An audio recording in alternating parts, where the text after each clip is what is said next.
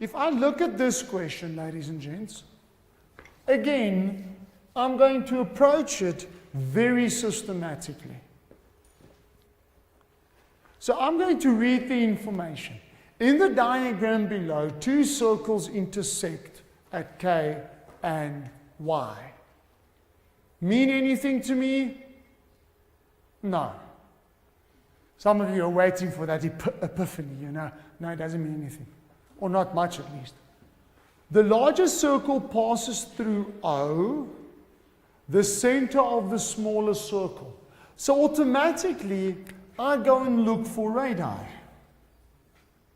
And because I've got radii, I look for isosceles triangles. Automatically, before I go any further, I look for those.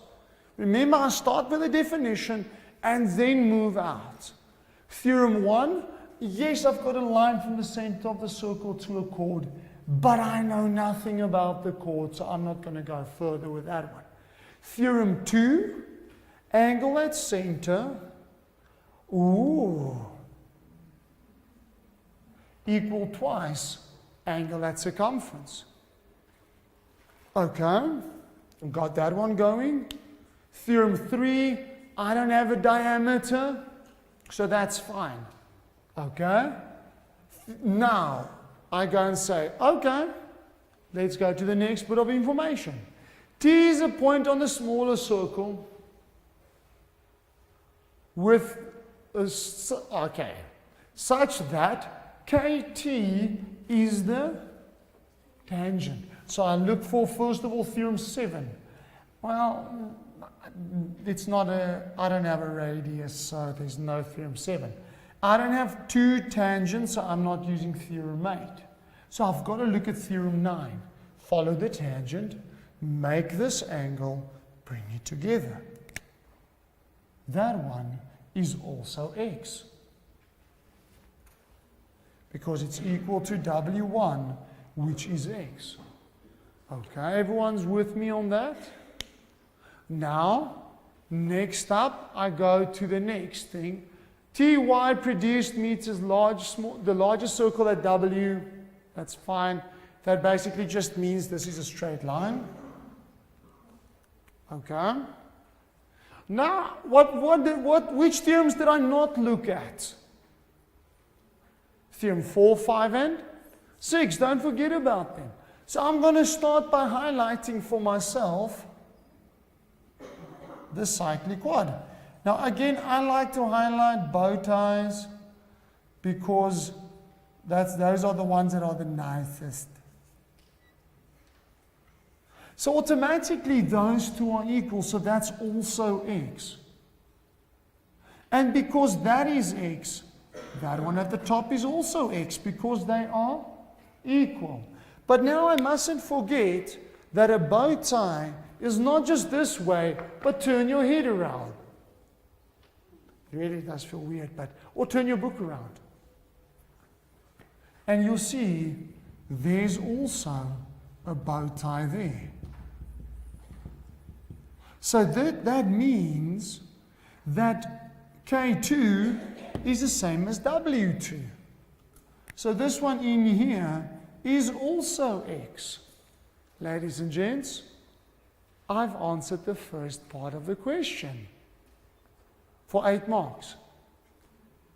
1 mark for statement, 1 mark for reason. 1 mark for statement, 1 mark for reason. Now the second question and the third question. I would like you guys to pay attention to my approach towards the question. Not just the question itself, my approach towards it. It says, prove t equal to 90 minus x. Now some of you guys completely freak out. So where am I going to get 90 from? And where am I going to get x from? Guys, it doesn't matter. Get something that's equal to t. So if they ask me, prove angle K5 equal to B3, start with K5. Get that equal to something. Get B3 equal to something. And in the end, they'll hook up with each other. Don't be so fixated on what you want to prove it equal to. Start with those angles. Now, all I know about t is it is a half of O1 and O2. Or, did I number this correctly? No, I didn't. This should be a 1, 2, 3, and 4. My apologies. So I can say that angle T is a half of O1 plus O4. Now I look and I ask, but how does this relate to X? Because remember, my first question was, get 4 angles that's equal to X.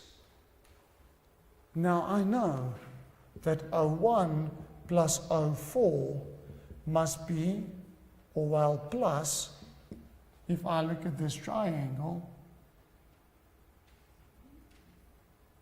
plus K2 plus Y2 must be 180 degrees. So therefore, O1 plus O4 must be 180, and both of these are X. Therefore, angle T must be equal to a half of 180 and a half of 2X. And there I've proven it.